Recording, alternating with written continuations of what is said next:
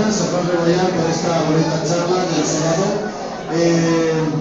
Tengo que decir que tenemos algunos problemas aquí detrás, entonces en el medio trataremos de solventarlos. Y nada, simplemente comentar que se está emitiendo perfectamente, lo hemos visto por Ustream para todo el mundo. Se está emitiendo también perfectamente por radio, nos están siguiendo de Latinoamérica, etcétera. Y bueno, lo dicho por si no se ha oído, que en breve trataremos de arreglar los problemas de sonido para que se oiga mejor.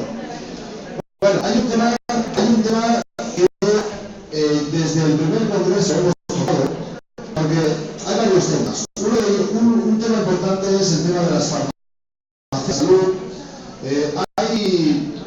Hay ciertos poderes que tratan de tratan de cuidar la enfermedad en vez de cuidar la salud. ¿Por qué? Porque es más rentable, se perpetúa ese enfermo que está continuamente tomando pastillas. Ese tema hemos hablado mucho.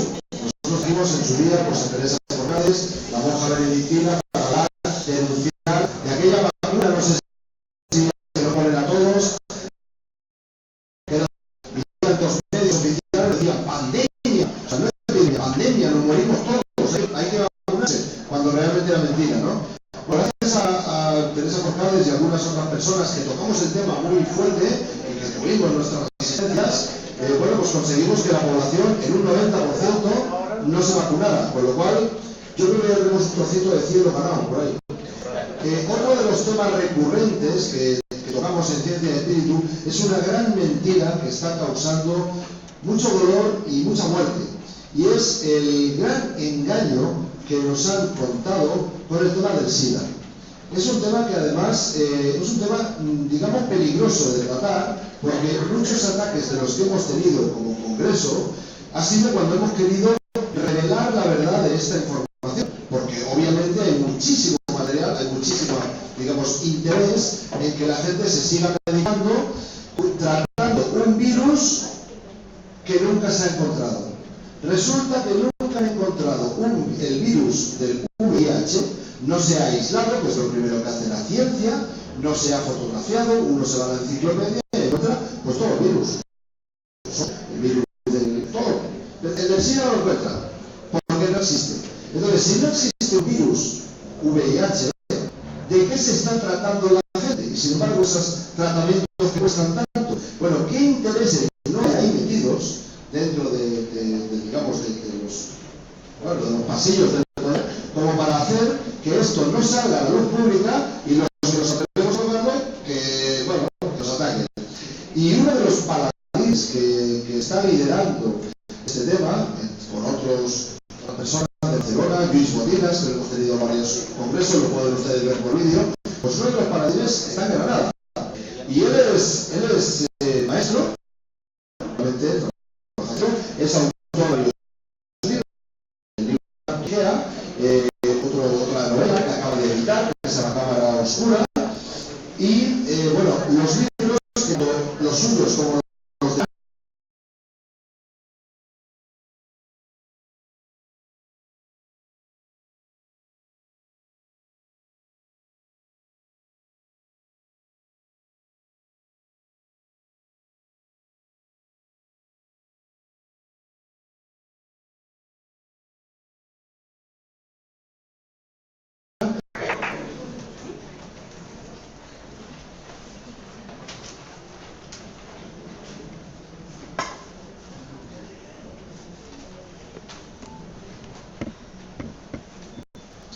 auténticos.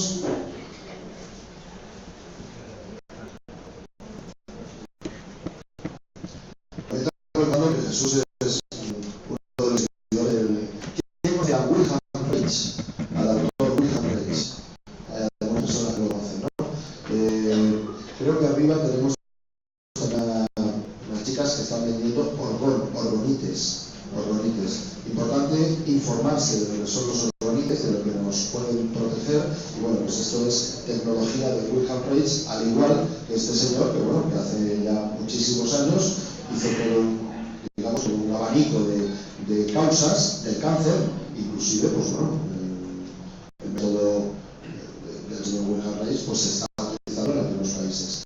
Estamos hablando de cosas muy serias, porque con esto, con cáncer, con SIDA, con enfermedades mortales no se llega, pero para eso, eso mejor que el señor Jesús García nos lo cuente. Eso es todo tuyo. Muchas gracias. Bueno, hola a todos. La intervención se llama, como podéis ver ahí en la pantalla, VIH-Sida, Poder Global, Ciencia Dogmática, Montaje Criminal.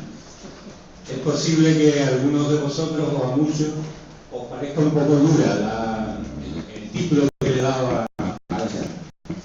Estoy seguro que la mayoría dentro de un rato va a pensar que me he quedado corto.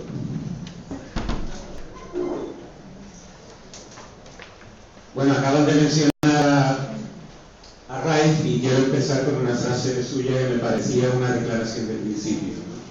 Ser sincero y honesto es un peligro social.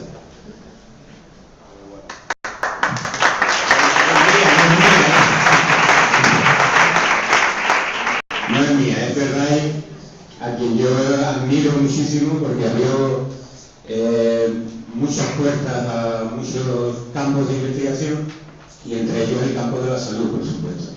Pero esto se puede aplicar, esta frase la podemos aplicar a cualquier campo de la vida, a cualquier terreno en el que nos movamos.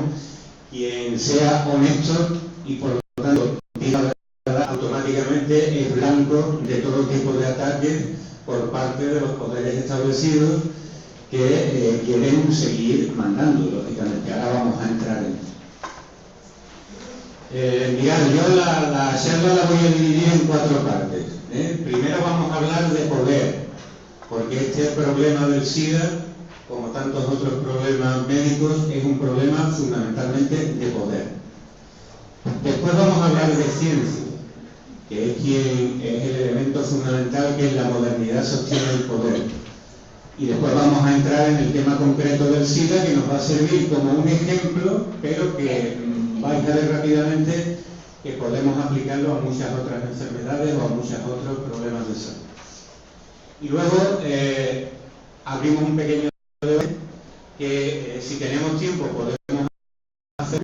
Si no hubiera demasiado tiempo, pues yo voy a estar en la mesa cuando acabe aquí, me voy a la mesa donde tengo mis libros y atiendo a todo aquel que quiera, y además tengo un blog que tenéis la dirección en la carpeta que os han dado, y yo me comprometo a contestar a todo aquel que quiera entrar en el blog, hacerme preguntas, sugerencias, críticas, etc. ¿De acuerdo? Vamos a empezar entonces con el primer punto para situarnos.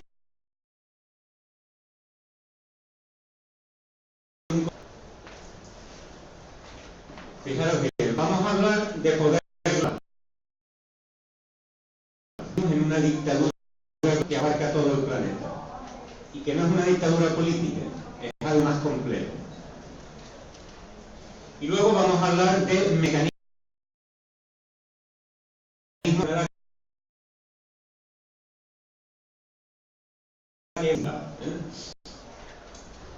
Bueno, aquí tenemos a otro de mis maestros, Agustín García Calvo.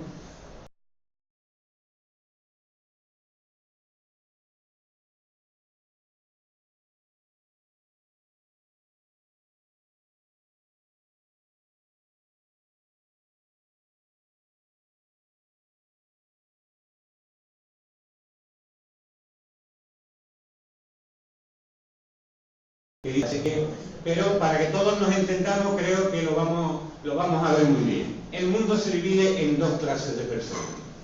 Los que mandan, que son una minoría privilegiada y que tienen un objetivo fundamental, que es seguir mandando. Y luego están los demás, que somos la mayoría. Lo que ocurre es que los demás, a su vez, se dividen en 2 grupos fundamentales.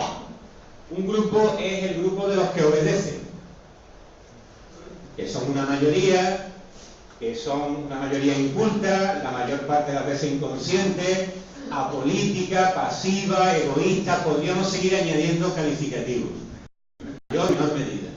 Y luego hay una minoría, que es la minoría que no obedece, es decir, los que se rebelan, esos que se ganan ese peligro social del que hablaba Reich, ¿no? Esos que se ganan los ataques de los que mandan. Y hay dos estrategias fundamentales que estáis viendo ahí, que el poder utiliza.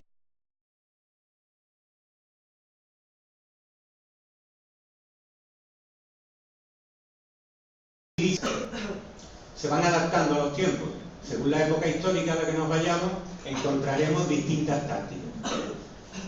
Y con los que se rebelan, pues hay unos mecanismos de represión que pueden variar dependiendo del grado de rebelión, del peligro que constituya. Hay gente que simplemente basta con apartarla, silenciarla, no hacerle caso. A otra gente hay que atacarla directamente, incluso poniendo en peligro su vida en casos extremos. Así es como funciona, digamos, a nivel global la división entre minoría privilegiada y mayoría. Entrando un poquito más en detalle, ahí tenéis un esquema de cómo es el poder global en el planeta. Hay una serie de familias, las más conocidas os las he puesto ahí, los Rockefeller, Morgan y Warburg.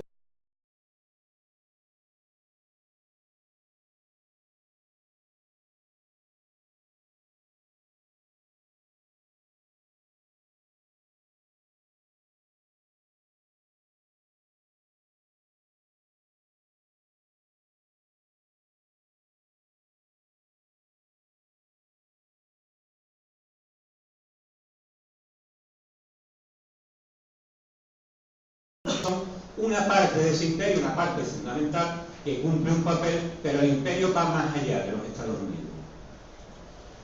Bueno, hay una serie de fundaciones y corporaciones, y bancos, por supuesto, que a través de una serie de instituciones que se han ido creando durante el siglo XX controlan todo el poder en el mundo. Ahí he puesto las más importantes: el Real Instituto de Asuntos Internacionales, el Consejo de Relaciones Exteriores, el Club Bilderberg, que quizás sea más conocido porque, aunque hasta ahora era algo un poco más en secreto, se ha ido destapando gracias a gente que se revela y que empieza a contar la verdad, y la Comisión Trilateral, que abarca el Club Bilderberg y otras zonas del mundo, como Japón.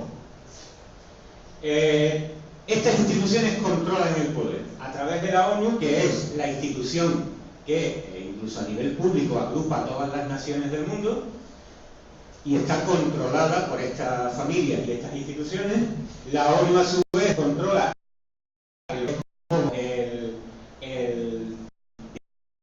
planeta, y el Banco Mundial utiliza una institución que se llama Fondo Monetario Internacional, que es como el cobrador del Banco Mundial, que es el que va pasando y cobrando, ¿no?, por todos los países. Y luego, bueno, se aprueban una serie de acuerdos. Hay uno muy importante que es el GATT, pero se han aprobado muchos acuerdos. Bien, entramos ahora en lo que yo llamo el modelo médico hegemónico, es decir, el modelo médico que ha triunfado en los tiempos modernos y que ahora mismo impone sus criterios a la mayoría del planeta, con excepciones. Ya digo que estoy esquematizando porque en una hora no puedo entrar en detalle. Os he hecho este cuadrito que yo creo que explica muy bien cómo nació este modelo médico, cómo ha evolucionado y cómo se ha consolidado en los tiempos en que vivimos, provocando una crisis brutal en todo el planeta, una crisis de salud, pero no solo de salud, también de ecología. Se puede englobar todo en lo mismo, porque la ecología sería la salud del planeta, con lo cual cuando hablamos de salud, o al menos cuando yo hable aquí de salud, estoy hablando de los problemas de salud de la gente y de los problemas de salud del planeta, que sería la ecología, y que son problemas que están interrelacionados. El modelo médico que ahora mismo conocemos, y que es el que ejerce el poder en el ámbito de la salud y la enfermedad, nació en el siglo XVIII, después de la Revolución Francesa, con el siglo de las luces. Ahí surge una ideología que es la Ilustración. Aparecen unos autores que empiezan a distinguir entre lo físico y lo mental, y empiezan a romper al ser humano en pedazos, por decirlo de alguna manera. Entonces ahí es donde surge por primera vez la autoridad médica. Aparecen los hospitales, que es un lugar de encierro y de control, primero de los médicos, porque los propios médicos están también controlados. Primero se controla a los médicos y luego los médicos controlan a los pacientes. Y eso va paralelo con un proceso económico que empieza con un colonialismo, una concentración de capital. De ese capital surgen grandes empresas, en nuestro terreno las grandes farmacéuticas, que luego van evolucionando y que terminan en lo que actualmente tenemos, que son las multinacionales de la farmacia. El modelo médico, ya digo, surge en la Revolución Francesa y aparece un momento clave con el que en el momento y triunfo de la teoría de la enfermedad. A partir de ese momento la medicina tira por un camino y abandona otro camino. Y es muy importante porque esto tiene unas consecuencias, como luego vamos a ir viendo, y el SIDA es una de esas consecuencias, la más visible, porque en esos 100 años, 120 años, de ese error que fue culpar a los microbios de las enfermedades, desató una guerra contra los microbios. Y esa guerra contra los microbios ha terminado siendo una guerra autodestructiva. ¿Por qué? Porque lo que Pasteur y compañía consideraron enemigos, no solo no son enemigos, sino que además forman parte de nosotros. Los microbios no es ya que vivan dentro de nosotros, sino que además cumplen en nuestro organismo funciones vitales. Sin ir más lejos, todos sabemos que la digestión la realizan unos microbios en nuestro estómago, pero es que hay procesos mucho más complejos y más vitales que realizan los microbios. Por ejemplo, dirigir el crecimiento de un feto. Y la investigación en biología va avanzando cada vez más y nos vamos enterando cada vez más de la importancia en virus y todo tipo de microorganismos en el desarrollo de la vida y en el mantenimiento de la vida. Y además, los microbios están en el origen de la vida, de tal manera que nuestras células son una especie de cooperativa vital formada por antiguos microbios, por antiguas bacterias que han ido evolucionando. Y que esas bacterias, esos microbios, continúan dentro de nuestras células cumpliendo funciones importantísimas. Ahora mismo, en cada célula, en cada una de nuestras células, hay o decenas de miles de mitocondrias. Una antigua bacteria que actualmente cumple la función de aportar la energía vital que necesitamos. Fijaros si es importante, la mitocondria es el generador de energía de la célula, pero al mismo tiempo es una antigua bacteria, tiene la estructura de una bacteria. Entonces podemos ya relacionar la guerra contra los microbios, básicamente desató una oleada de tratamientos, llamados tratamientos, que eran fármacos para matar esos microbios. Todos conocemos, bueno, ahora son antivirales, primero desarrollaron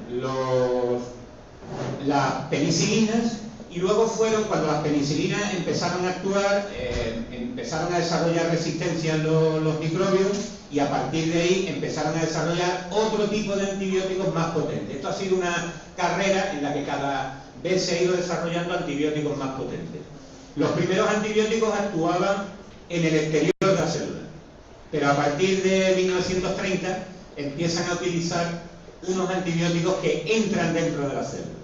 Puesto que la misión del antibiótico es matar bacterias y las mitocondrias celulares son antiguas bacterias, los antibióticos dañan y matan las mitocondrias celulares, con lo cual están dañando la función energética fundamental de la vida, entre otras, porque las mitocondrias también cumplen una función más compleja coordinándose con el ADN del núcleo.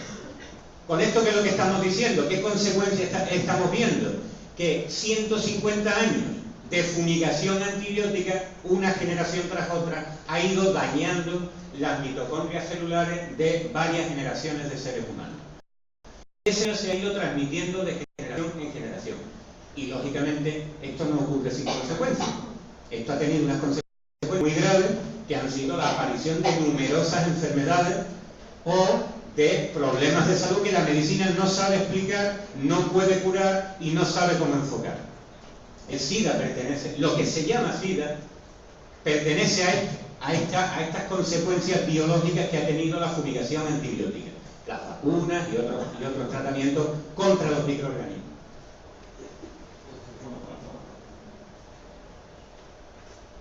Bueno, esto que tenéis aquí y que yo llamo el dispositivo sanitario imperial, suena un poco así grandilocuente, pero es eso. Es un poco la sanidad a nivel mundial. Físicamente está en Estados Unidos, ¿veis? Aquí entramos en Estados Unidos. Es decir, el dispositivo sanitario de los Estados Unidos, la sanidad estadounidense, en la práctica es la sanidad del planeta. ¿Por qué? Porque ellos son los que marcan las directrices a seguir en todos los sistemas sanitarios occidentales. Ahora vamos a ver cómo consiguen esto. Esto es un esquema de cómo funciona el dispositivo sanitario. El dispositivo sanitario, que sepáis, la sanidad norteamericana nació dentro del ejército de los Estados Unidos. Es una sanidad totalmente militarizada. Los altos cargos de la sanidad norteamericana tienen grados militares. El cirujano general, por ejemplo, es un capitán general o un teniente general, es decir, son cargos militares. Entonces tenemos el Departamento de Salud, que tiene 11 agencias y una Secretaría de Salud. Y esas 11 agencias hay 3 muy importantes de esas 11. Una es la FDA, que es como la policía sanitaria, es la que autoriza que se pueda comercializar un medicamento o un alimento, etc. FDA es Food and Drugs Administration, administración de drogas y alimentos. Luego están los NIC, Institutos de Salud, que es, digamos, donde se realiza toda la investigación. Hay un instituto para el cáncer, un instituto para el SIDA, un instituto para las enfermedades cardiovasculares, es decir, eso está dividido en muchas ramas, que es donde se hace la investigación. Y luego están los CDC, que os lo he marcado porque tienen un papel fundamental en el problema que vamos a tratar. Dicho pronto y rápido, los CDC son los que construyeron el SIDA. Son los que inventaron el SIDA. Son los que han montado este montaje criminal. Los CDC, vamos a ver ahora un poquito cómo es su estructura y cómo han evolucionado, porque es importante para comprender cómo ha triunfado este montaje tan tremendo. Pero funcionan a través de una serie de secciones y a su vez tienen relaciones con más de 100 países.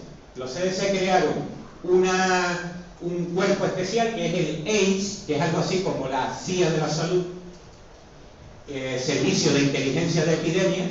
Ellos mismos se llaman así, detectives sanitarios. Y esos detectives están formados de una forma especial en epidemiología, en enfermedades contagiosas. Volvemos al dogma fundamental de la medicina, la teoría microbiana, y se ponen en movimiento cada vez que surge una epidemia. En teoría, ellos se ponen en movimiento cuando surge una epidemia, pero claro, su trabajo depende de las epidemias. Entonces, cuando no surge ninguna epidemia, la hacen surgir. Ahora vamos a ver cómo han actuado a lo largo de la historia. Lo importante aquí es saber que estos detectives, que son miles, están incrustados, como cuando los periodistas de gas venían incrustados en el ejército, estos están incrustados en todos los dispositivos de poder del gobierno de Estados Unidos. No solo en el Ministerio de Sanidad, bueno, allí no se llama ministerio, no solo en él, sino en puestos claves de toda la administración. Y además, en puestos claves de los medios de comunicación, periodistas sanitarios, jefes de sección que tienen que dar las noticias relacionadas con la medicina y la salud. Y además, están incrustados en distintos países, por supuesto en la ONU, pero además están en instituciones internacionales y en instituciones públicas y privadas de más de 100 países, entre ellos España. En España, para que nos situemos, la conexión con los CDC y con los detectives de salud es el Hospital Carlos III de Madrid. Allí es donde se forman los detectives de salud españoles y luego se integran en lugares claves de la administración sanitaria española y de las comunidades autónomas. Este entramado de poder os servirá para entender cómo se puede hacer que la gente crea una cosa. Vamos a ver unos datos, unos ejemplos. Aquí podríamos estar 3 horas poniendo ejemplos, pero voy a poner unos cuantos sobre la relación que hay entre el poder global y el modelo médico hegemónico. Fijaros bien, la industria farmacéutica financia la investigación pública. Esto yo creo que es Vox Populi, no creo que esté descubriendo nada. Y quien paga manda, claro. El 90% de la inversión se invierte en problemas de salud que afecta a un 10% de la población, es decir, a los países ricos. El 90% de los recursos van a investigar para los países que pueden comprar todos esos fármacos. Los CDC tienen un programa especial para condicionar ONG, es decir, tienen un programa en el que se dedican a financiar organizaciones no gubernamentales y por lo tanto a controlarlas. Y no estoy hablando de pequeñas asociaciones, estoy hablando, por ejemplo, de la Cruz Roja Americana. El EIS, es decir, los detectives sanitarios, tienen miles de agentes incrustados en instituciones y medios de comunicación, lo he explicado antes. El Banco Mundial y el FMI financian y controlan las principales ONG. El Banco Mundial convocó a las principales ONG del mundo hace 10 años y le puso las cosas claras. Nosotros vamos a dar todo el dinero que queráis, pero para hacer lo que nosotros digamos. Los sobornos a médicos por parte de las farmacéuticas han sido denunciados ya por revistas prestigiosas, incluso las propias revistas médicas, como por ejemplo el JAMA, que es la Asociación Médica Americana, o el British Medical Journal, New England Journal of Medicine. Estas y las más prestigiosas del mundo han denunciado los sobornos a médicos. Es decir, vende mi medicamento que te regalo un viaje con hotel de 5 estrellas. En fin, es conocido y esto tampoco estoy descubriendo, pero tenemos que ir sumando todos estos pequeños detalles. Innumerables altos cargos públicos tienen intereses en industria farmacéutica, es decir, gente que tiene cargos públicos en Norteamérica y en otros países y forman parte, son accionistas o pertenecen a los consejos de administración de farmacéuticas. El 75% de los trabajos que se publican en revistas científicas están pagados por la industria. Claro, son los únicos que tienen dinero para pagar esto. Naturalmente la industria no te va a financiar un trabajo en el que tú demuestres que un fármaco es tóxico y tienes otro remedio no tóxico para solucionar ese problema. Este estudio no te lo van ni a financiar y si tú te lo financias no te lo van a publicar. Luego tenemos un problema que se ha convertido en estructural, que no es un problema puntual, que es que se falsifican datos de los estudios que salen en la revista científica. Hay también numerosos estudios publicados donde se demuestra que los estudios que salen en la revista científica contienen falsificaciones y que quienes se encargan de autorizar lo que se publica y lo que no, que se llama el peer review, es decir, unos expertos, que evidentemente estos expertos no están más allá de la humanidad, son seres y necesidades humanas y por lo tanto a vicios y a errores humanos. La FDA, que hemos dicho antes, que autoriza tratamientos y medicamentos, etcétera, tiene también gente a caballo con la propia industria farmacéutica a la que le tiene que autorizar luego esos tratamientos. Las donaciones de la industria farmacéutica entre 1980 y 2000 aumentaron un 900%. Fijaros la cifra, solo en esos 20 años, un 900%. Lógicamente esas donaciones, lo pongo entre comillas, porque no son donaciones desinteresadas precisamente. Y luego otra cosa muy importante es que solamente según un estudio publicado en revistas científicas, solo el 13% de los fármacos nuevos que salen cada año mejoran los anteriores. Todos los demás, casi el 90%, para lo único que sirven es para seguir vendiendo. Porque son el mismo, que causan el mismo efecto, malo o bueno, eso ya entraríamos en otra dinámica, pero es el mismo fármaco, bueno, por una serie de marketing y tal, solo el 13% mejora lo anterior. Yo creo que estos ejemplos son suficientemente claros para ver las relaciones que hay entre ese poder global del que hemos hablado y el modelo. Vamos a entrar en un tema muy importante que es el tema de la ciencia. Dicho sintéticamente, la ciencia está actuando en el momento presente como una pseudo-religión. Y la medicina como una pseudociencia. Vamos a verlo. Aquí os traigo otra pequeña frase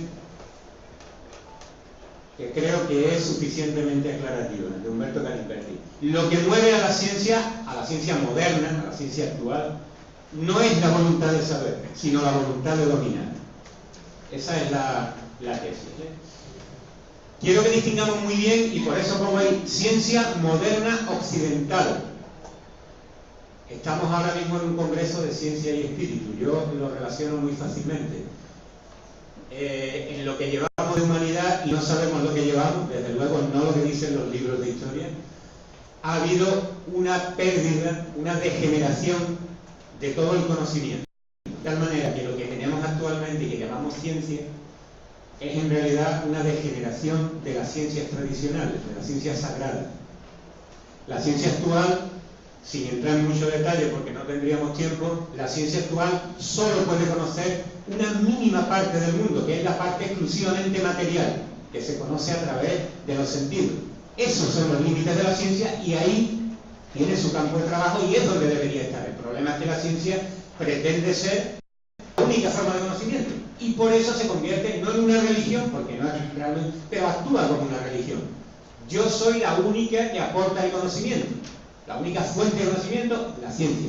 Desde ese punto de vista la ciencia se ha transformado en un fundamentalismo científico, no un fundamentalismo religioso ni un fundamentalismo político, un fundamentalismo científico.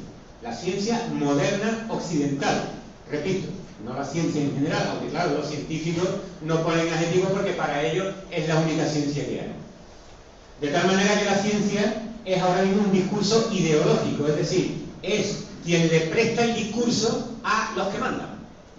Esto es científicamente probado, todo el mundo callado, incluso los anuncios de televisión, científicamente testado. Pues ya ni más nada que hablar. Entonces, aunque no es una religión, actúa como una religión. Fijaros bien, este hombre Auguste Comte escribió un libro que se llamaba Catecismo Positivista. Él dijo, se acabaron todas las religiones. Ahora llega la religión que va a acabar con todas las religiones del mundo, la ciencia. Y ahí lo explica en ese Catecismo Positivista, que no es una idea mía, es decir, él lo dijo así. La ciencia va a acabar con todas las religiones porque esto es un lío, cada uno cree en una religión y no nos podemos poner de acuerdo. Con la ciencia ya nos ponemos todos de acuerdo y se ha terminado el tema.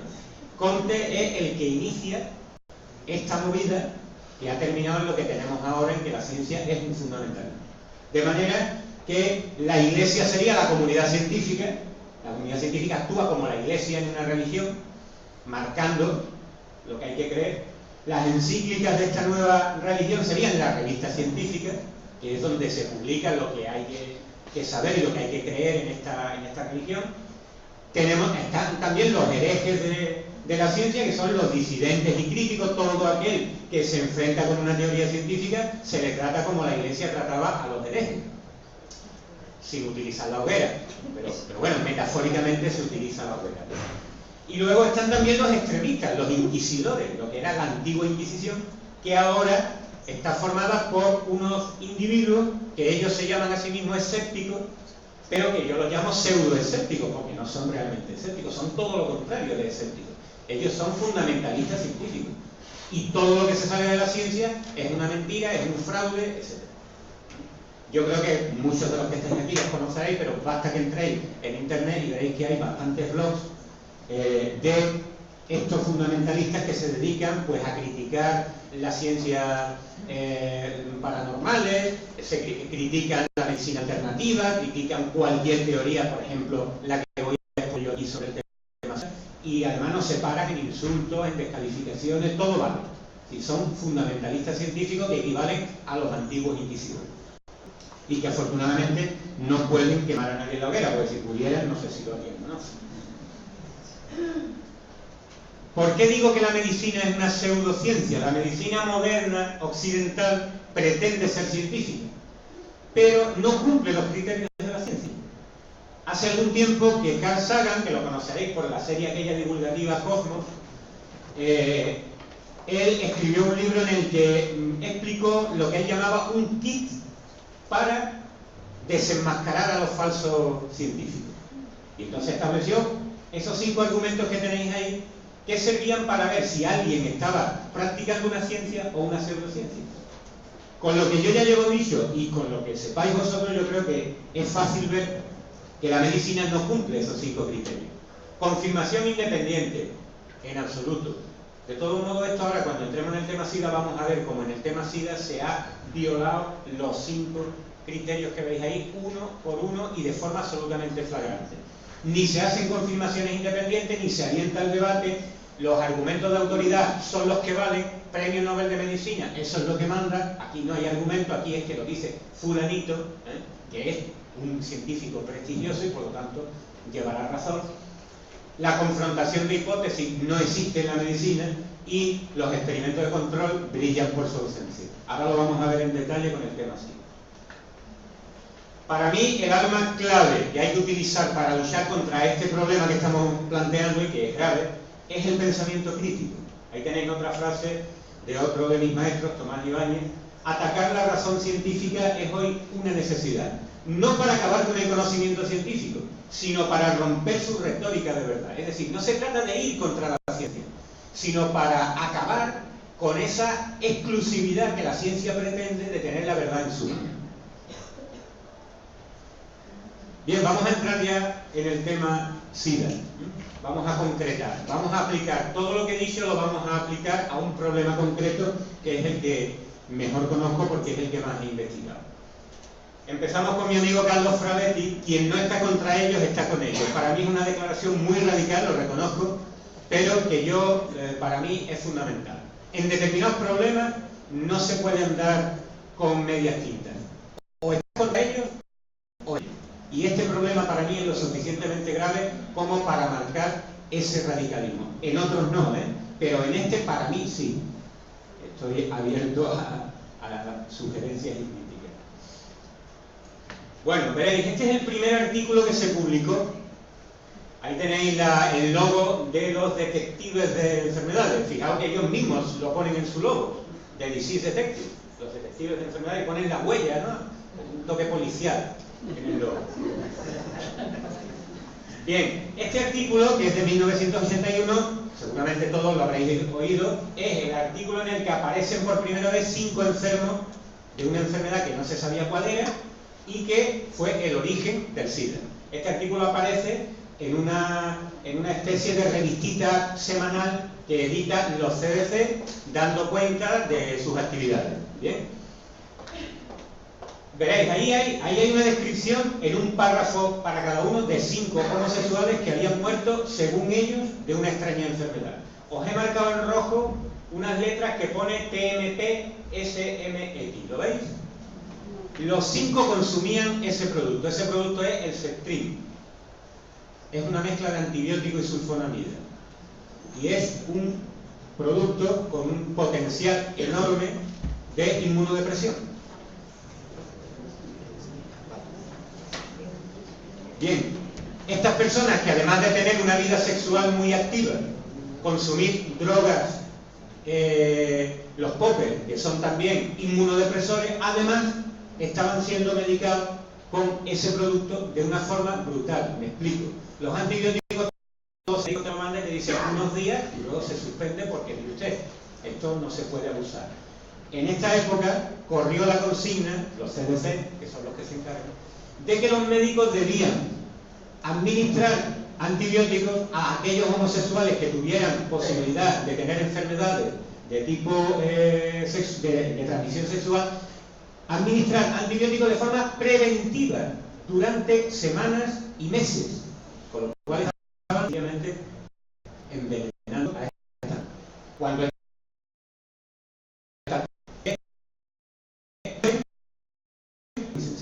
han muerto a causa de esos tóxicos que han tomado. Pero esto les sirvió a los CDC para montarse una epidemia. ¿Por qué? Vamos a ver. Los CDC se crearon en 1946. Entonces tenían un presupuesto de 10 millones de dólares y unos 400 empleados. En el 49 dijeron que se iba a producir un ataque biológico y que había que ponerse en marcha. Se destinó un montón de dinero a luchar contra ese supuesto ataque biológico, pero no hubo tal ataque biológico y perdieron credibilidad. En el año 51, para montárselo mejor, para paliar esto, los CDC crearon los GEI, los detectives. Dijeron, vamos a crear un cuerpo especial para buscar epidemias. Y en el 57 intentan montar la primera epidemia de gripe. Otro montón de dinero, vacunación, etc. No hay epidemia de gripe. Nuevo palo para la credibilidad de los CDC. En el 76 vuelven a intentar montar otra epidemia de gripe. Como veis, esto de la gripe A no empieza hace unos años, sino que tiene ya sus buenos años. Se vacunó a 50 millones de norteamericanos y hubo 1000 casos de parálisis cerebral a causa de la vacuna y decenas de muertos. Como podréis comprender, los CDC pegaron un batacazo. La Casa Blanca se planteó hacer un recorte brutal del presupuesto de los CDC. Y justamente entonces aparece ese artículo que hemos visto antes. Y los EIF crean un grupo de trabajo especializado en buscar más enfermos que tuvieran las características de esos 5 homosexuales. Se ponen en marcha por todo el país, contactan con todos los hospitales y hacen una recogida de toda la gente que pudiera más o menos entrar en esa situación. Y poco a poco empiezan a aparecer casos. Se pone en marcha la epidemia y ya se dice que era una pandemia, que iba a morir muchísima gente y que iba a ser algo súper contagioso. Están buscando ya el límite. El presupuesto de los CDC ahora mismo es de 2,4 mil millones de dólares y tiene 150.000 empleados en 50 países del mundo. Es decir, el montaje SIDA les ha venido magníficamente. Los socios de los CDC son estos que os pongo aquí debajo. Tenéis a la ONU, el Banco Mundial, la ONU, ya han salido antes en el esquema, y además está la Fundación Carter y la Fundación Gay, el Rotary International y por supuesto Rockefeller. Fijaros bien, presupuestos de los CDC del año 2010. El 82% es para el SIDA. Aquí lo tenéis en el dibujito. Global AIDS, 82%. Los demás programas de salud, el resto. Es decir, que de 2,4 millones de fondos federales destinados a programas de salud, los CDC destinan el 82% al tema SIDA. Estamos hablando solo de dinero destinado a programas de salud. Luego hay que añadir todo el dinero que mueven los investigadores, los cargos públicos, es decir, ahí hay una millonada brutal.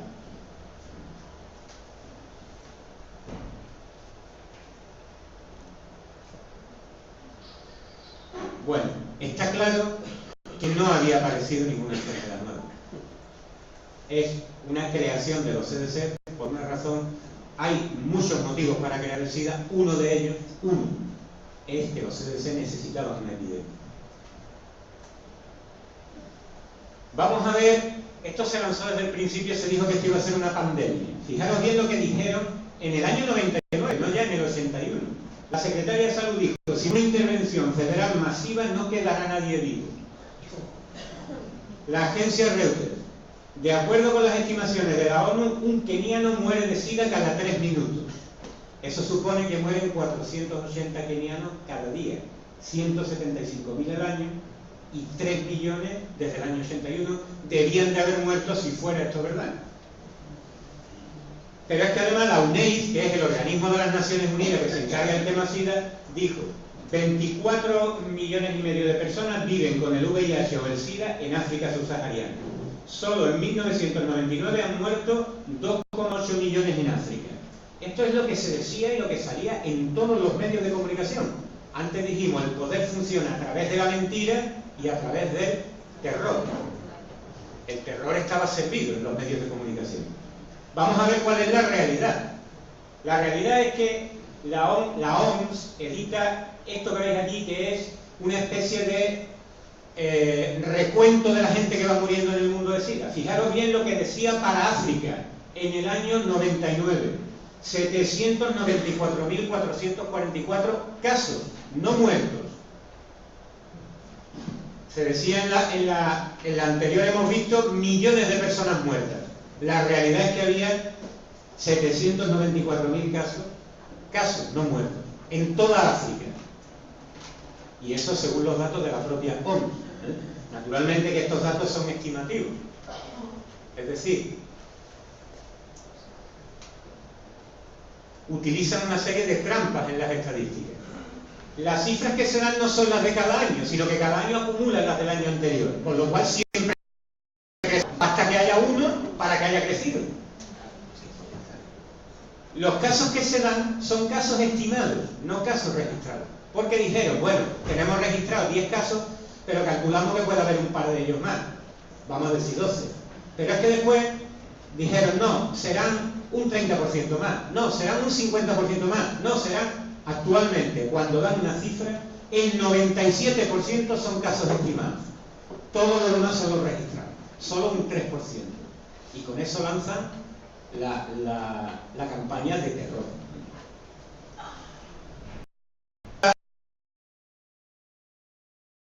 definición de enfermedades que son endémicas en cada lugar. El SIDA no es lo mismo en Occidente que en África. En África el SIDA es lo que tenéis ahí: diarrea, fiebre y pérdida de peso. En África, cualquier persona que tenga esos tres problemas, o ni siquiera los tres, automáticamente tiene el diagnóstico de SIDA. No se hacen test, no hay dinero. O sea, de esos 700.000 casos que antes hemos visto, no se han hecho con test, se han hecho porque esas personas acudían a los centros de salud. Han transformado los problemas de salud que hay en África, endémicos, dicho sea de paso, causados por Occidente, por el colonialismo, por el imperialismo, y además le han dado una vuelta de tuerca. Ahora esos problemas resulta que son el SIDA. ¿Qué ocurre? Que cuando un médico, pobrecito médico de Médicos Sin Fronteras, con toda su buena voluntad allí en plena selva atendiendo a los enfermos, tiene aquí unos enfermos, si él dice que tiene 30 casos de malaria, no le hacen ni caso, no le envían nada. Si dice que tiene 30 casos de SIDA, como el 82% del dinero es para SIDA, le mandan todo tipo de equipamiento. Entonces los propios médicos están reportando casos de SIDA para que le atiendan, porque si reportan casos de malaria, de fiebre, etcétera, no le atienden. El problema de salud que tiene la persona es el mismo, simplemente la definición. Porque claro, aquí en Occidente no se dice que se tenga SIDA por diarrea, etcétera. No, aquí hay otros problemas de salud que son los que corresponden a la definición de SIDA.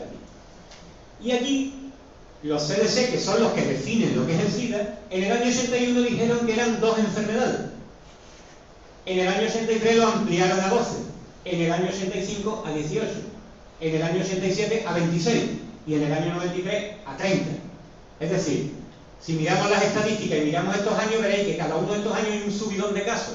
¿Por qué? Porque todas aquellas personas eran tuberculosis, por ejemplo.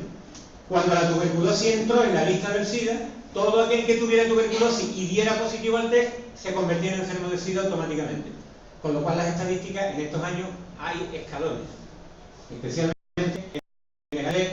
por el año 93, además de enfermedades nuevas, se añadió otro truco más, que es ya la carambola. Solo que este truco solo lo han empleado de momento en Estados Unidos, que es que todas aquellas personas que se le haga un recuento de defensa, después hablaremos de esto, y de por debajo de una determinada cantidad, automáticamente enfermo de SIDA, aunque no tenga ningún problema de salud. En ese año, 60 no se convirtieron en enfermos de SIDA automáticamente por este criterio, que quien lo da son los CDC. Bien, no hay ni ha habido nunca una epidemia de SIDA. Son trucos estadísticos. Aquí tenéis un virus de verdad, vamos a ir un poquito rápido, con los criterios que son necesarios para decir que uno ha aislado un virus. Hay que aislar el virus totalmente, purificando el cultivo, hay que extraer la información genética y las proteínas del virus, hay que presentar fotografías del virus aislado y hay que describirlo todo en un artículo científico. Este es el doctor Blanca, que es de donde yo he cogido esos criterios, que es descubridor de un virus, el S-virus, un alga marina. Y este es el artículo que publicó el doctor Montañer cuando dijo que había aislado el SIDA. Dijo, el papel de este virus en la etiología del SIDA deberá ser determinado. No dijo que fuera el virus del SIDA. En el año 97, Montañer concedió una entrevista en el Instituto Pasteur.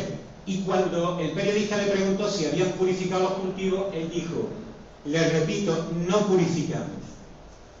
Es decir, no purificaron los cultivos, que es condición indispensable para aislar un virus. Por lo tanto, lo que está muy claro es que Montañer no había aislado ningún virus. Este es el artículo de Gallo. Gallo hizo algo aún peor que Montañer. Montañer al menos dijo, no sabemos si este virus será el culpable. El borrador que estáis viendo en negro es el borrador que escribió el jefe de laboratorio, Robert Gallo, que fue el que hizo los experimentos para aislar el VIH. Y él dijo, a pesar de los intensos esfuerzos, el agente causal del SIDA no ha sido aún identificado. Montañer también, y en el artículo que publicó en la revista ya no aparecía esta frase y utilizaba el título para aislamiento. Perdón, Gallo, gracias. Es decir, que Montañés se curó el sarampión, pero Gallo fue más allá. Gallo tachó y dijo literalmente, es decir, cometió un fraude científico de primera ley. Esta es una carta que le dirige el jefe de laboratorio de los CDC a Gallo cuando Gallo le mandó la muestra para que hicieran la fotografía del virus. Y el jefe de laboratorio le dice, las partículas en la micrografía son restos de una célula degenerada. Es decir, no hay ningún virus. Por lo tanto, Gallo no había aislado ningún virus tampoco. Aquí tenéis una fotografía de vesículas que son componentes celulares que, como veis, se parece bastante a lo que dicen que es el VIH. Vamos a ir rapidito. Aquí tenéis una vesícula saliendo de una célula exactamente igual a como lo hace el supuesto VIH. Lo que tenéis a la izquierda es el VIH, lo que tenéis a la derecha es componentes celulares. En realidad son ambos componentes celulares. Lo que está a la izquierda es lo que dicen que es el VIH, que en realidad es un componente celular. ¿Podríais distinguirlo? Uno es el VIH y otro... Bueno, pues el de arriba es material celular y el de abajo dicen que es el VIH. Como veis, es indistinguible a simple vista. Si no tenemos VIH, no tenemos proteínas. Y si no tenemos proteínas, no podemos fabricar test. Esto quiere decir que toda la gente que ha sido testada en todo el planeta ha sido falsamente diagnosticada como seropositiva. Este es un prospecto de uno de los fabricantes de test, donde dice literalmente, actualmente no hay patrón oro reconocido para establecer presencia o ausencia de anticuerpos de VIH en sangre humana. Con este test se está testando a miles de personas, a millones. Y por supuesto, es dinero que ingresa tanto los laboratorios como Gallo y Montañés, que se repartieron la patente de estos test. Estos son 19 resultados distintos de la misma sangre. A simple vista ya estáis viendo la catástrofe que significan estos test. Ni uno se parece. Deberían de ser iguales porque es la misma sangre. Montañés dijo que no habían purificado. Claro, si no habían purificado no puede haber validez de los test. Pero es que además, Gallo entregó las proteínas, las supuestas proteínas del VIH a las multinacionales para que fabricaran los test antes de hacer los experimentos en los que descubrió el VIH. El 29 de febrero él entregó a las multinacionales las proteínas del VIH y los experimentos se hicieron entre enero y febrero. Ya antes de aislar el VIH ya entregó las supuestas proteínas. Los test no sirven como diagnóstico. Todos los seropositivos son falsos positivos. Pero es que además, si no hay VIH, no hay posibilidad de tratamiento antiviral. Esto es una etiqueta de la AZT. El AZT es un puro veneno que produce varias de las enfermedades que estáis viendo ahí abajo y que muchas coinciden con los síntomas del SIDA. Miopatías, demencia, encefalopatías, malformaciones, anemia, tumores, inmunodeficiencia y luego los tratamientos siguientes al AZT, los nuevos tratamientos, fallos hepáticos y renales, cólicos renales, neumonía, depresión. Las miopatías, para que lo sepáis, es el daño a las mitocondrias. Estos son artículos científicos donde se documenta, publicados en revistas totalmente oficiales, donde se documentan los daños que produce el AZT principalmente a las mitocondrias. Ahí tenéis que es un exterminador de cadenas de ADN, que es un potente inhibidor de la homeopoiesis, es decir, de la construcción de nuevas células. Por eso la gente muere consumida cuando toma AZT. Lo que ocurre es que afortunadamente se fueron reduciendo las dosis de AZT, con lo cual se ha dado la impresión de que la gente va mejorando. Lo que ha ocurrido es que se les está envenenando con dosis menores, con lo cual se ha producido una impresión de que los últimos 20 años la gente ha ido mejorando. Bien, esto lo hemos dicho ya, que el AZT y otros tratamientos destruyen las mitocondrias y además intervienen en la información genética. Ya se han producido monstruos humanos, niños con varios, con más de 5 dedos, malformaciones genéticas de todo tipo a causa de tratamientos de este tipo. Aquí tenéis la guía Black Box, que por si no lo sabéis, es la guía que editan los CDC con los medicamentos que ponen en peligro la vida. Ese listado que está ahí son todos antivirales contra el VIH. O sea, los propios CDC lo reconocen. Y luego tenemos la clave fundamental. Todos los supervivientes a largo plazo del VIH han evitado los antivirales. Es decir, está documentado que aquellas personas que no han tomado antivirales son las que están vivas.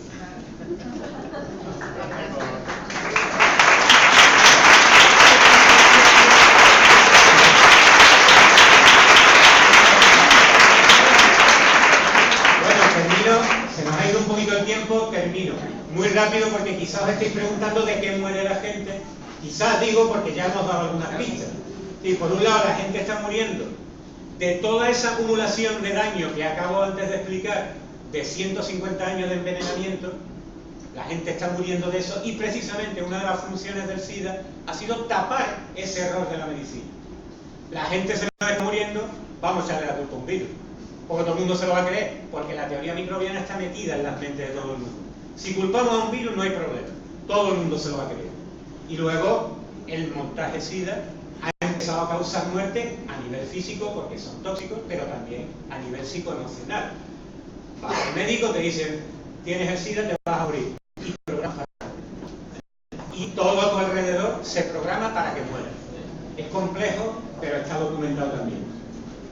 Y esto implica que el SIDA no es un problema científico-médico, aunque sí hay problemas de salud por debajo, que se pueden tratar de forma no agresiva y que está dando resultados con mucha gente. Afortunadamente hay algunos que superan esto con tratamientos no agresivos, pero para mí el SIDA es un dispositivo de poder. Bueno, Foucault es otro de mis autores, ya no queda tiempo para entrar en eso, y ahí tenéis un poco qué función está cumpliendo el SIDA en la sociedad. Oculta la catástrofe que el propio modelo médico ha originado.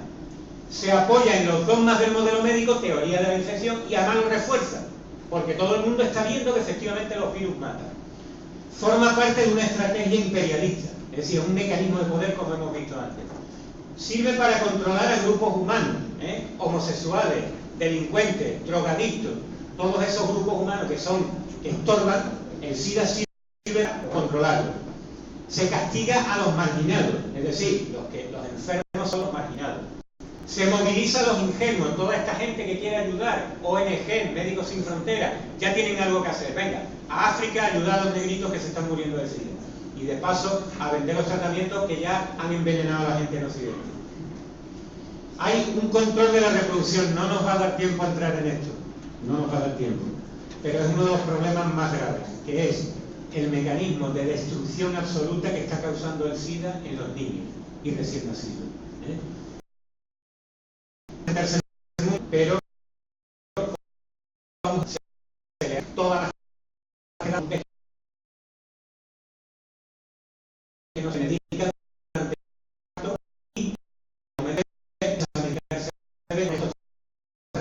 y celular que causan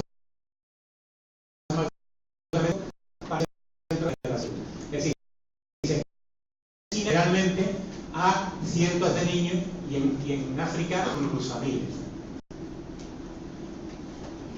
Bueno, tenía aquí un poco lo que la UNICEF, los programas de la UNICEF y los tratamientos que se le está dando a los niños. Y ya casi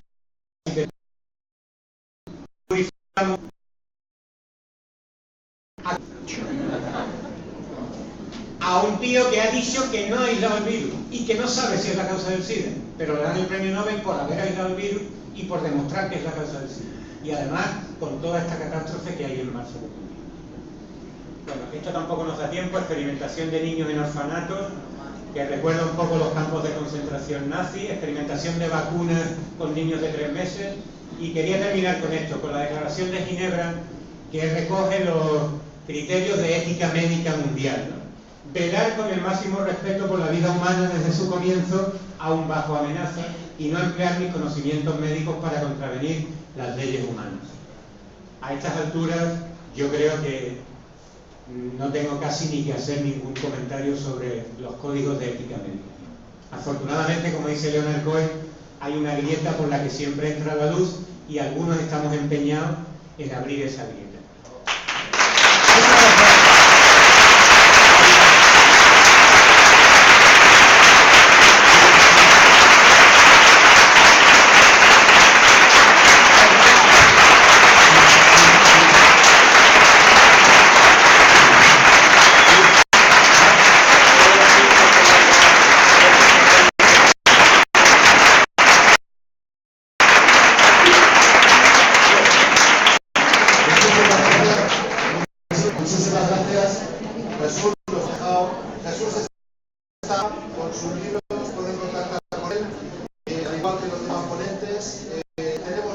ahora